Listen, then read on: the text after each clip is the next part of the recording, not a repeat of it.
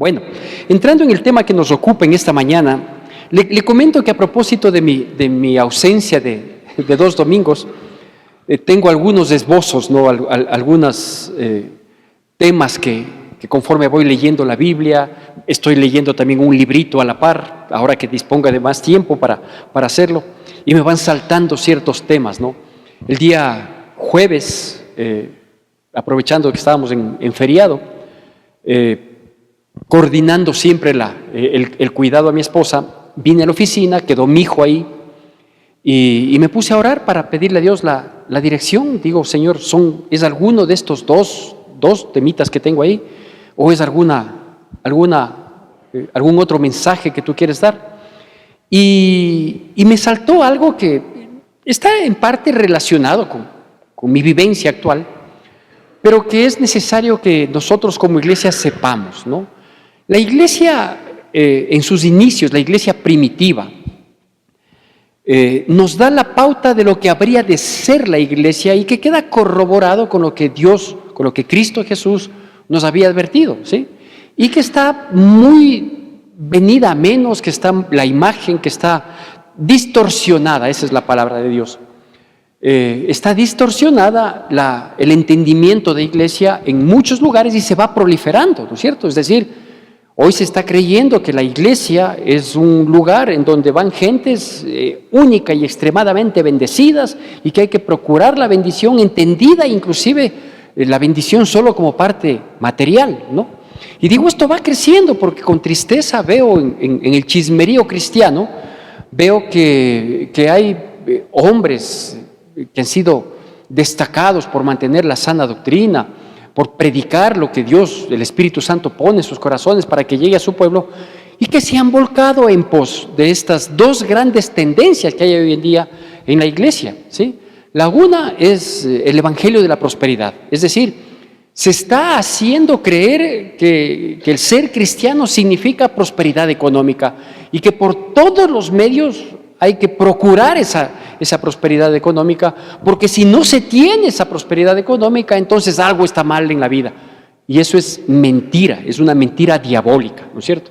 La una. Y la otra tendencia que también está acaparando muchísimo, y digo, da tristeza porque en estos días que he podido ver el chismerío cristiano, veo que gente que tenía muy buena doctrina, que se manejaba acorde a la palabra de Dios, que su mensaje era confrontativo con el pecado, ¿qué es lo que tiene que suceder? Es decir, la iglesia está para confrontar a las personas, a los seres humanos en nuestra naturaleza pecaminosa, confrontarnos con el pecado, hacernos notar que tenemos que despojarnos de ese cáncer espiritual que es el pecado, proceder al arrepentimiento y adquirir un estilo de vida conforme a la voluntad de Dios que nos conduzca a la vida eterna en su presencia. Ese es el mensaje, esa es la misión que debemos tener.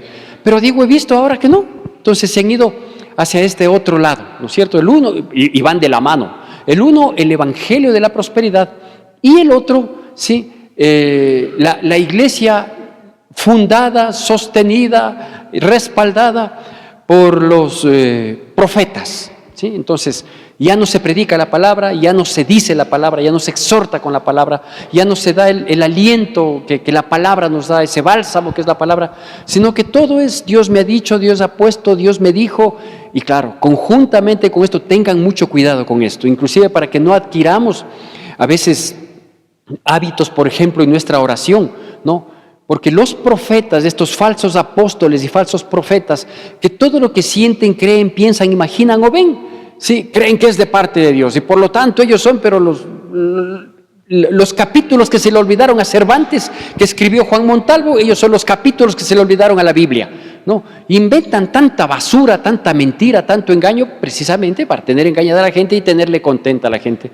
Y digo, tristemente estas sectas, estas distorsiones, estos engaños que hay, por ejemplo, adquieren este tipo de hábitos, ¿no? Que dicen, yo decreto en el nombre de Jesús, sí, yo declaro en el nombre de Jesús. Y yo, ¿en qué parte de la Biblia dice que nosotros vamos a decretar para que Jesús obedezca? ¿En qué parte dice que yo decreto sanidad, yo decreto prosperidad, yo declaro tal cosa? Por favor, eso es un absurdo, eso es una herejía, eso es una blasfemia. Entonces, ¿qué tenemos que hacer nosotros para no desviarnos, para no descuidarnos, ¿no es cierto? Porque usted puede ver, inclusive videos, ¿no?, en los que la gente va con necesidad, cualquiera que ésta sea. Por ejemplo, en Estados Unidos, los migrantes están viviendo en zozobra ante la arremetida torpe del gobierno que quiere acabar con los migrantes, ¿no es cierto? Que nos han considerado, a los latinos en Estados Unidos, nos han considerado la peor lacra, entonces quieren deshacernos. Por eso comenzaron a mandar a todos los latinos en aviones regresando a sus países esposados, como que si todos somos delincuentes. ¿Qué pasa? ¿No? Entonces allá viven en zozobra y acuden a la iglesia, y en la iglesia le declaran en el nombre de Jesús que van a permanecer y que Dios les va a traer prosperidad en ese lugar. ¡Mentira! Muy similar a lo que decían los falsos profetas en la época de Jeremías, cuando ya fueron, después de que Jeremías advirtió una y otra vez de que cambien su estilo de vida, porque si no van a ser llevados en cautiverio. Cuando fueron llevados en cautiverio, ¿qué decían los falsos profetas? Sí, de aquí a 2 años regresaremos a la tierra, y vas a ver cómo Dios nos libera. Y pasaron 70 años. Entonces no hay que dejarnos guiar por la mentira. Si alguien adquirió ese tipo de oración, yo decreto en el nombre de Jesús, cambie y dígale: yo te ruego, bendito Dios, en el nombre de Jesús, que es muy diferente. Y nos sometemos a la voluntad de Dios, cualquiera que ésta sea. Así que la iglesia primitiva nos deja ver esto. Por un lado, personajes bien centrados, bien claros en su relación con Dios y en la misión que ellos tenían que cumplir.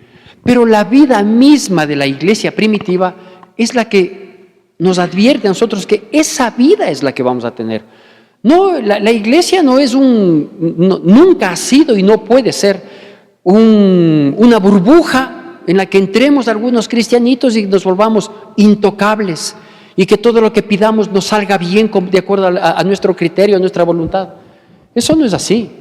Usted ve, comenzó la iglesia con los discípulos. ¿Qué pasó cuando Cristo Jesús cumplió el plan redentor por amor a nosotros?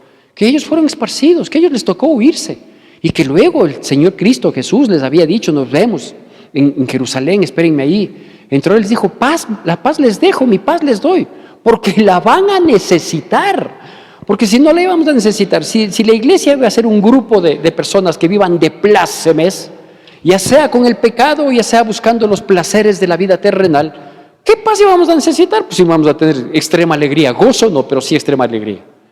Entonces, la vida de la iglesia es dura. El ser cristiano y ser buen cristiano y permanecer firme en los caminos del Señor no es fácil, es solo para valientes. Y valientes que entendamos correctamente la palabra de Dios. Porque si todo es prosperidad, bendición, ¿qué pasó con Esteban? ¿Qué pasó con Jacobo, el hermano de Juan? Que fueron asesinados por causa del evangelio, no por delincuentes. Esteban, después de un discurso que les confrontó, que les dejó claro que quiénes eran los asesinos de Cristo Jesús, fue apedreado. Pero él antes miró la gloria de Dios, dice que alzó los ojos al cielo y miró la gloria de Dios y le vio a Cristo Jesús sentado a la diestra del Padre. Y claro, yo me pongo a pensar en eso, ¿no? De un hombre comprometido, lleno del Espíritu, justo como era Esteban, está siendo apedreado, está mermando en su vida, pero ve la gloria de Dios, alza los ojos al cielo y le ve a Cristo Jesús a la diestra y dice: cáigame a pedradas, yo quiero ir a ese lugar, ahí voy a estar con mi Señor. Y Jacobo, y todos corrían ese riesgo. Jacobo, pues en uno de los apetitos de los tantos malvados de Herodes, sí, le metieron a la cárcel y dijo: sí, quiero congraciarme con los judíos, le voy a matar a Jacobo. Cogió y lo mató, punto, se acabó. Esa es la iglesia, no es la prosperidad. No es el declarar y el decretar. Sí, la iglesia es el cuerpo de Cristo, y si el cuerpo de Cristo fue lacerado, la iglesia está expuesta a recibir 40 azotes menos uno. ¿Por cuál vamos? No sé, pero yo sé que está cerca. Pero vamos para adelante. ¿Sí? Permítame entonces recordarle un pasaje de la palabra de Dios que se encuentra en 2 de Corintios. Vamos, por favor, hacia allá.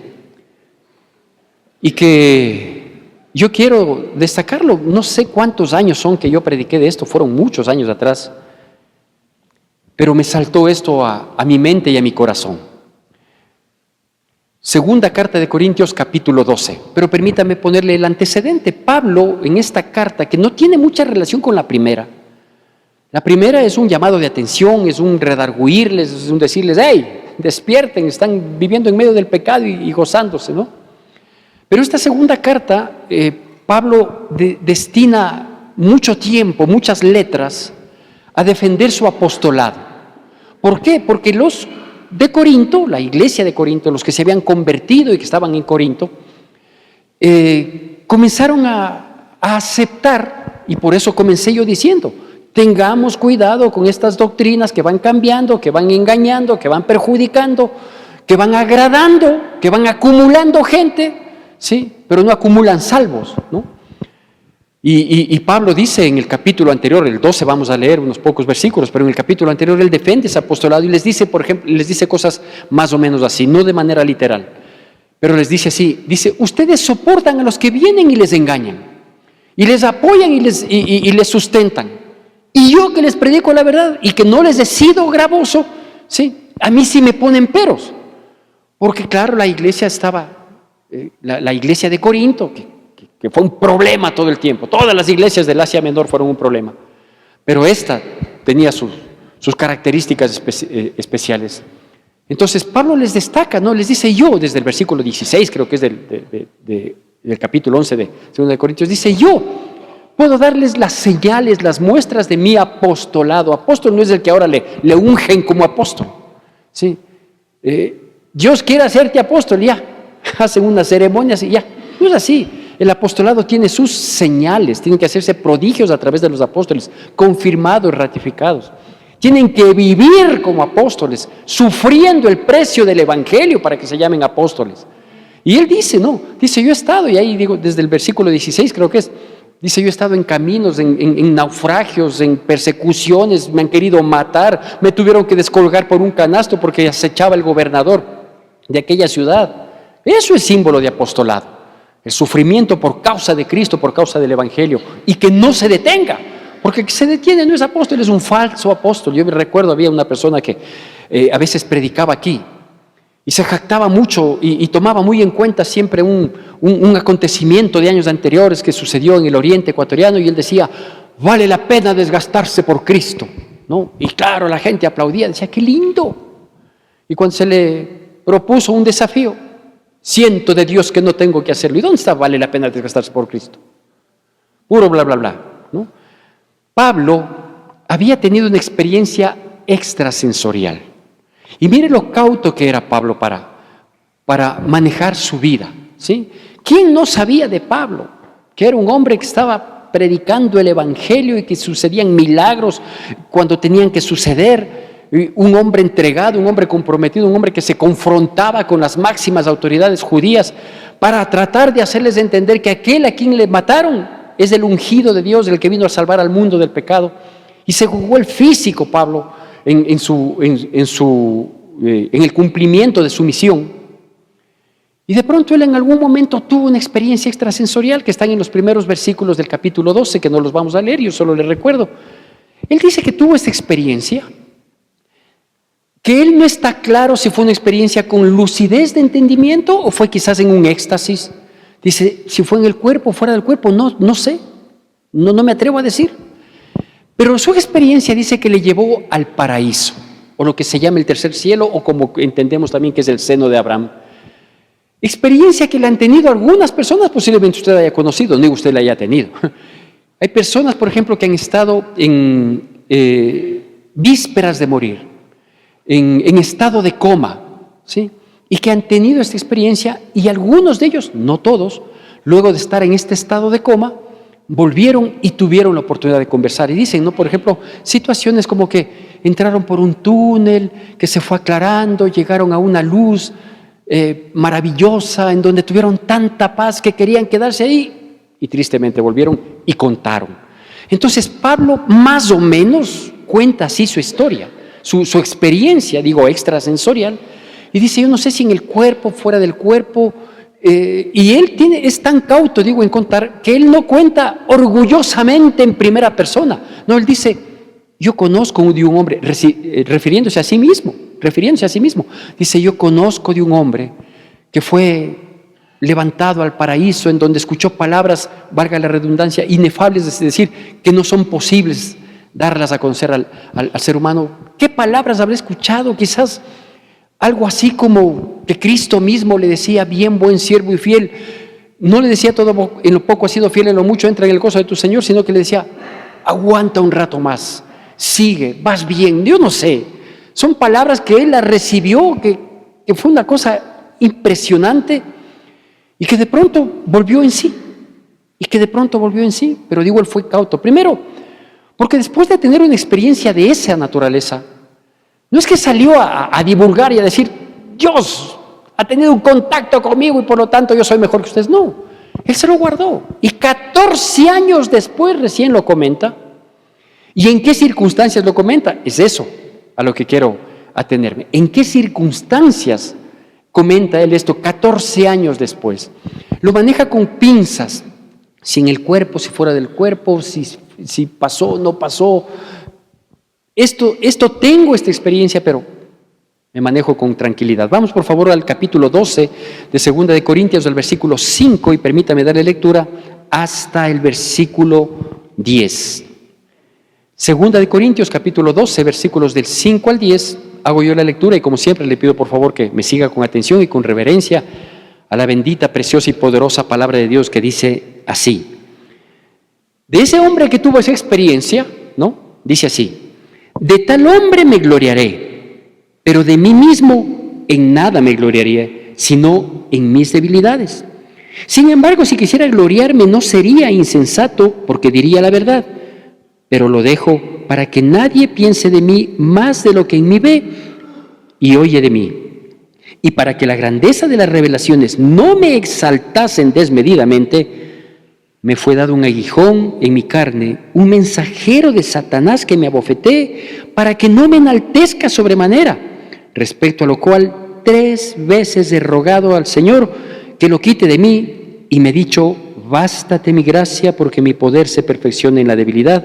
Por tanto, de buena gana me gloriaré más bien en mis debilidades, para que repose sobre mí el poder de Cristo. Por lo cual, por amor a Cristo, me gozo en las debilidades, en afrentas, en necesidades, en persecuciones, en angustias, porque cuando soy débil, entonces soy fuerte. ¿Sí? Bueno, retomando la historia, ¿no? 14 años atrás había tenido una experiencia maravillosa, una experiencia única, ¿sí? Una experiencia sobrenatural. Se la guardó, no la proclamó, no salió a gritar a los 4 vientos, cuando bien podía haberse gloriado de esta situación, y no solo de esa situación, sino de todo el trabajo que él había hecho, de toda la revelación que tuvo para lograr entender lo que los fariseos, las autoridades religiosas, los doctores en la ley, los intérpretes de la ley, no llegaron a entender con todo su conocimiento, con todo el bagaje de conocimiento que tenían de lo que para nosotros es el Antiguo Testamento. Y sin embargo, no tuvieron la revelación, porque el conocimiento de la palabra sin revelación es eso, es información muerta. Pero la palabra con revelación, eso es lo que verdaderamente vale la pena.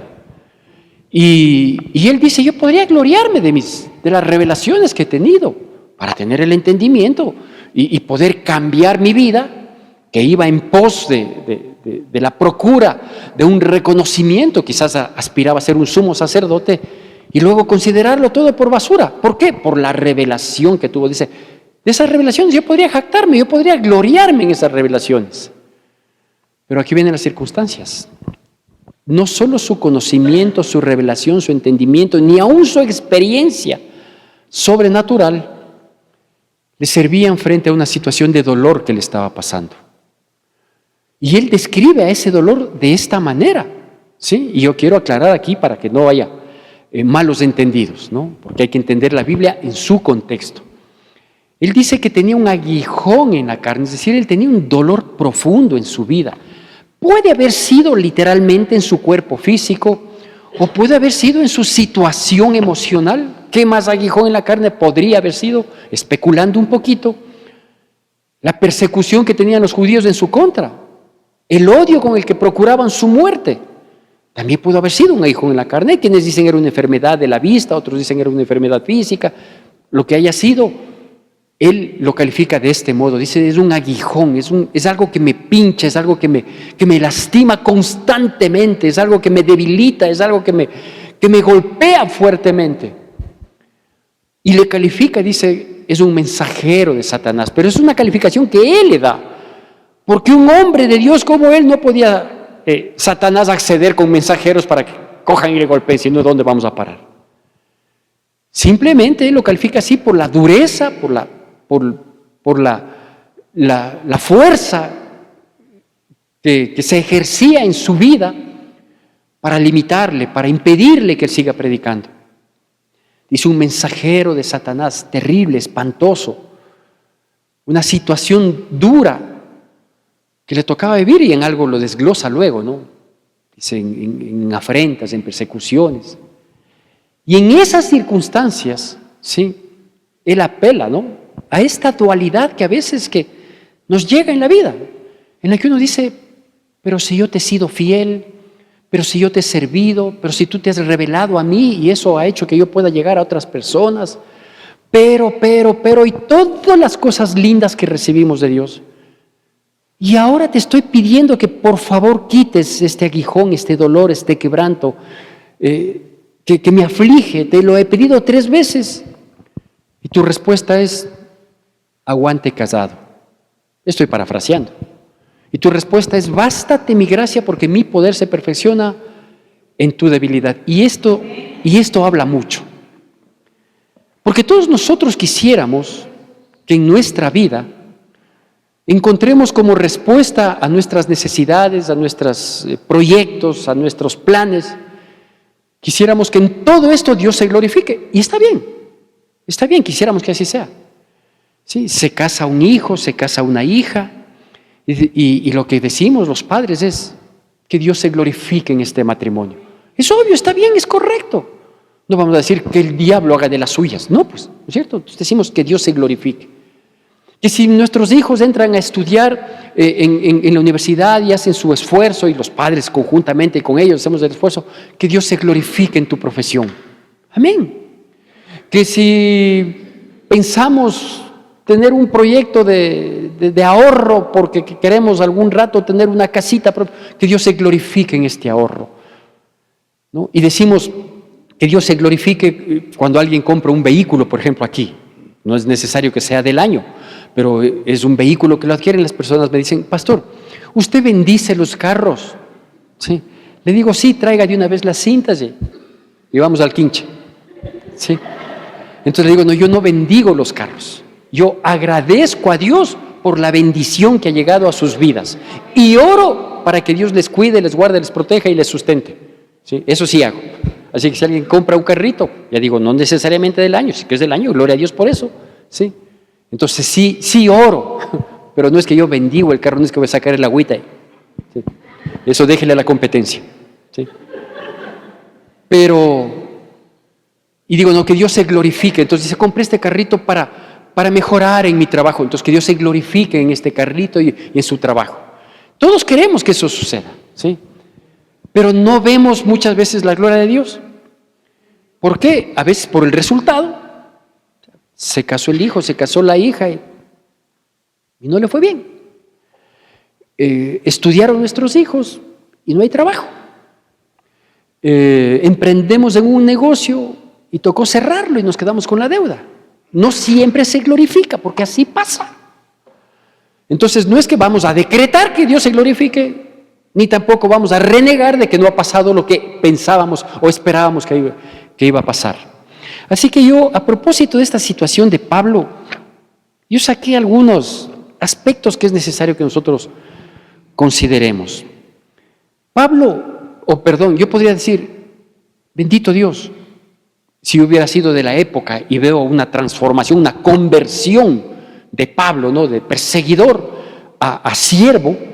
Mira, Señor Dios, glorifícate en el ministerio de Pablo.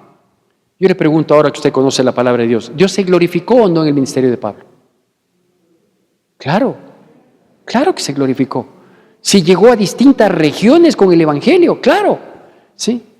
Pero eso no implicó que Pablo en poco tiempo haya adquirido un jet privado para poder llegar a predicar en otros lugares.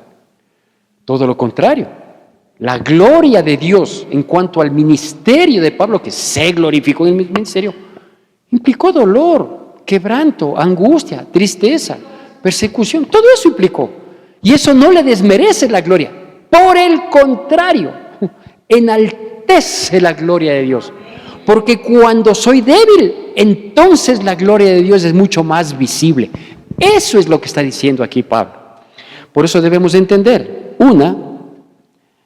que las experiencias sobrenaturales que cada uno de nosotros pudiéramos tener, no hay que procurarlas, no hay que buscarlas, porque a veces podemos caer en el misticismo, pero si algún rato tuvimos una experiencia, sí, gloria a Dios, esa es suya con Dios. A nadie más le va a ser útil su experiencia sobrenatural. Yo he tenido experiencias sobrenaturales, sí, las he contado, posiblemente entre 2, 3 hermanos en Cristo. No he dedicado un culto para contarles mi experiencia sobrenatural, como Dios, tranquilo, porque uno tiene que ser cauto, porque Dios es un Dios personal. Porque si yo cuento de una gran experiencia extrasensorial que tuve, a lo mejor habrán otras personas que inventen para estar a la par. Y no se trata de eso. Entonces, si alguno de nosotros en algún momento de la vida tuvimos, normalmente suele suceder en los llamados. O sea, cuando Dios nos llama a su camino, que Dios tiene ciertas manifestaciones, wow, o sea, increíble. Amén, gloria a Dios. Guárdela para usted. No hace falta publicarla, porque fue su experiencia con Dios. Y deje que Dios tenga el resto de experiencias con cada uno. Si es que son sobrenaturales, gloria a Dios. Sí, eso le ayuda únicamente a usted. Hay que aprender a ser cautos como lo hizo Pablo. Un segundo aspecto es que a veces en la vida, en la misericordia infinita de Dios, Dios permite que tengamos muchas victorias, pero ninguna de esas tiene que ser gloria personal. Porque la gloria es para Él es toda gloria y Él no comparte su gloria con nadie. Y bien que así sea, porque Él es el único glorioso. Entonces podemos, y quizás así sea, que tengamos muchas victorias, pero esas victorias le dan gloria solo a Él. Él dice, yo podría, a propósito lo pone Pablo, dice, yo podría gloriarme en ciertas cosas, pero no lo voy a hacer, porque la gloria es para Él, ¿sí? Así que, en otros términos, Pablo estaba diciendo, si alguien tiene de qué gloriarse, soy yo, pero prefiero no solo mantener los pies sobre la tierra, sino estar postrado delante de Dios en la tierra, para que las revelaciones y el uso que Dios quiera hacer de mi vida no me enaltezca, no me exalte, porque toda gloria, honra, honor, exaltación y reconocimiento es para Él, pues, porque imagínense nosotros sin Él. Basura, cucarachas inmundas. Por Él tenemos la potestad de ser llamados, algo que no todo mundo tiene ese privilegio, ser llamados hijos de Dios, aunque hay muchos que dicen, todos somos hijos de Dios. No, solo el que le recibe y conoce su nombre y vive conforme a su voluntad y se sujeta como a padre, ese tiene la potestad de ser llamado hijo o hija de Dios. Amén. 3, los quebrantos y dolores de la vida nos hacen más humanos y a veces nos mantienen humillados para seguir siendo humildes.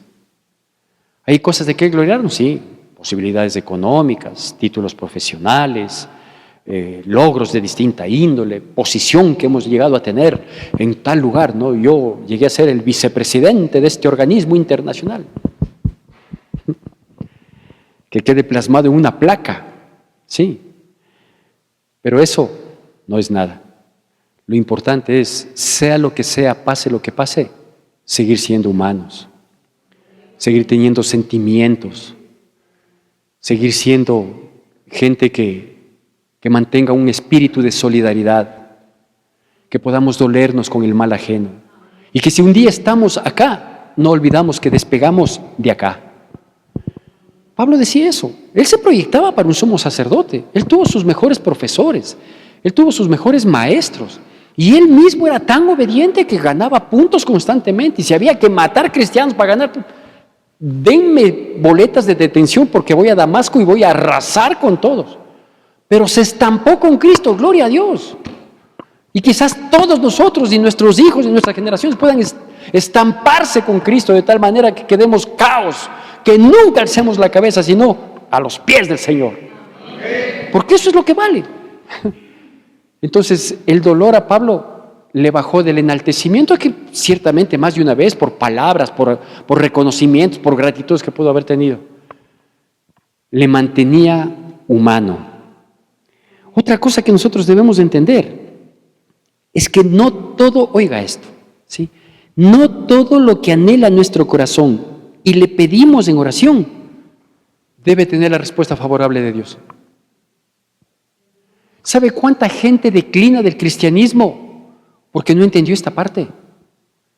Porque siendo cristiano se mantuvo 1, 5, 10, 15, 20, 50 años, ¿sí? Mientras todo le iba bien en la vida. Algún rato, ¡paga! Algo no le fue bien en la vida, no estuvo de acuerdo, le pidió a Dios y Dios no le hizo el favor, ahí quedó el cristianismo. ¡Terrible! Entonces ahí es cuando uno dice, o sea que tú le seguías por lo que te daba, no por lo que él era. Él es Dios, Él es Salvador. Él vino a darme algo que no me va a quitar, excepto que yo lo desprecie. Él vino a darme la salvación de mi alma en la eternidad. Y si aquí en la tierra las cosas no me salen como yo esperaba, bueno, pues no salieron, ¿no? Él pidió 3 veces a Dios. Y si alguien tenía mérito, hablando humanamente, en que sea respondido de manera favorable, por favor, quítale. Si es tu siervo, si es Pablo, si es un hombre tuyo, cómo predica el evangelio, cómo se juega el físico por ti, por favor, quítale el aguijón. Y no le quitó. ¿Y sabe qué? Tampoco Pablo le dejó. Bendito sea el Señor poderoso que cautiva los corazones para amarle de tal manera que cuando yo quiero que Dios me responda así y Él me dice no, no le deje. Que yo quiero que las cosas salgan de este modo y no salen de ese modo, que no le deje. ¿Por qué? Porque es mucho más importante estar con Él por lo que Él es y no por lo que Él hace o por lo que Él da. Vamos a caer en lo que ha caído mucha de la juventud hoy en día, ¿no? Que aman a los padres cuando los padres damos todo gusto. Y cuando ya no damos porque no queremos o porque no tenemos o porque no es nuestra obligación, mi papi es malo. O sea, me querías mientras te daba. Ya no te doy, ya no me quieres. Ya no me mandas un mensajito, ya no saludas. No es así, no es así. ¿Qué ejemplo de Pablo, no?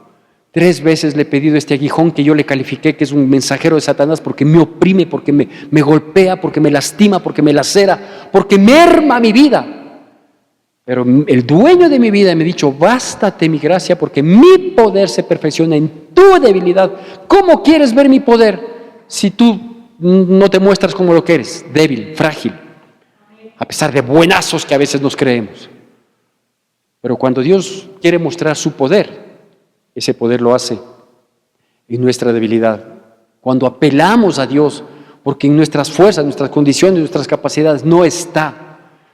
Y Dios dice, perfecto. Yo recuerdo, antes de eso le digo cuál es el nombre de esta prédica, ya para ir terminando. Esta prédica se llama así, el poder del Señor, nuestra fortaleza, el poder de Él. Aquí no hay hombres fuertes, aquí no hay grandes predicadores, aquí hay una palabra maravillosa que es predicada. ¿Por quién? Por gente débil, frágil, como somos nosotros. Entonces sí creo que tenemos a veces que bajarnos del pedestal y cuando no nos bajamos, Dios permite que llegue un aguijón a nuestras vidas. Un aguijón que solicitándole que responda de manera a nuestro criterio favorable, Dios dice, no. ¿Tú quisieras un sí por respuesta? Pues la respuesta es no. Punto. ¿Por qué? Porque necesito que sigas débil, para que no te enaltezcas, para que no te crezcas, para que no pienses que yo soy un cajero automático, ¿sí? Que tienes una clave para obtener los recursos. No, no es así. Porque Dios es Señor, es dueño. Él tiene la potestad. Y si Él decide, sigue, si decide, no es no. Punto. Así es. ¿En qué condición estamos nosotros frente a esto? Quizás estemos en la condición de Esteban. De decir, ya, me están cayendo a pedradas por decirles la verdad, por predicarles, por hablarles, por mostrar mi cristianismo, por si soy cristiano hasta el último hálito de mi vida. Vengan las piedras, bienvenidas sean. Y poder ver la gloria de Dios. Porque ese es nuestro objetivo, ese. Aquí no, aquí tenemos metas, aspiraciones. Amén, qué chévere, qué lindo. Así tiene que ser. Yo soy de las personas que he dicho y que trato en mi vida de que siempre tengo una meta para no estancarme, para no estacionarme. Pero una cosa es que tenga mis metas, mis proyectos, mis anhelos, mis presupuestos. Ese era uno de los temas que tenía por desglosar. Una cosa es lo que yo tengo planificado, pero el sí o el no es de Dios. ¿Por qué? Porque yo le pertenezco. Porque mi vida está en Él. Si Dios dice sí, amén. Si Dios dice no, amén. No por eso Él es menos Dios, ni no por eso voy a dejar de amarle menos a nuestro Señor. Porque cuando reconocemos nuestra debilidad, estamos reconociendo dos cosas: la necesidad de Dios de nuestras vidas, y cuando somos débiles, entonces somos fuertes. Que Dios bendiga poderosamente nuestras vidas en Cristo Jesús. Que la gracia de nuestro Señor Jesucristo, el amor de Dios nuestro Padre, la comunión y consolación de su Santo Espíritu sea con todos y cada uno de nosotros, y el pueblo de Dios, que es el pueblo más feliz sobre la faz de la tierra, dice: amén. Poder es inigualable, tu amor jamás se apagará. Mi deseo es honrarte, contigo tengo paz. Todo lo puede tu amor,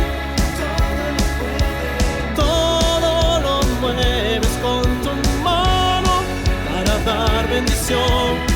Hasta el mar se abrirá para que yo pueda pasar. Por eso mi voluntad es para ti, a tus pies, a tus pies, a tus pies, oh Señor, a tus pies, a tus pies, a tus pies.